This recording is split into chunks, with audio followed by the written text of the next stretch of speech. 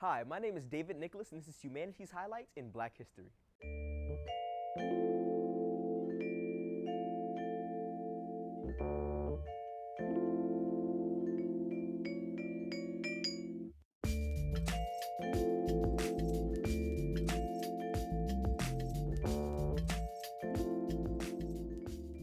Of the hundreds upon thousands of black legends that we have yet to uncover or have yet to recognize, few can amount to the determination and willpower of Matthew Henson, an African-American Arctic explorer.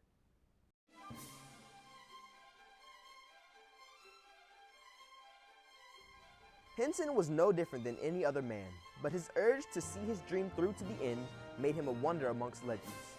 His dream was to be the first man to reach the North Pole, and no matter what his hardships were, no matter how daunting the task, no matter what the sacrifice, he would risk his life to make his dream a reality.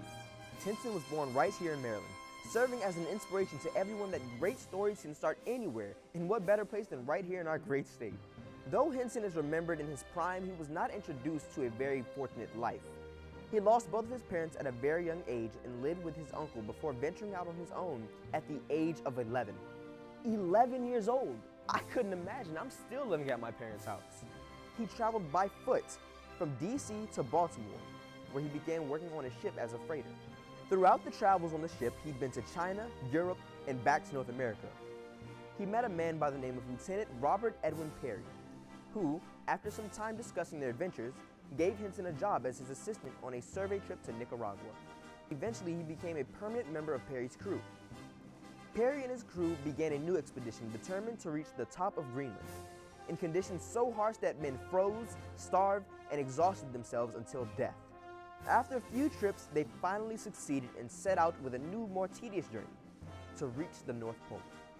They made numerous attempts over the next several years that all proved to be unsuccessful, until their final expedition in 1908. Perry was 50 and Henson was 40 years old.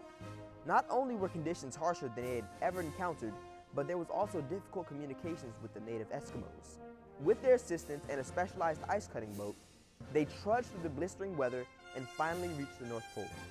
In 1944, he received a Congressional Medal and a Presidential Citation in 1950. Before his death in 1955, Henson was recognized as the co-founder of the North Pole, and this all began with a dream. My name is David Nicholas, and that was Humanities Highlights in Black History.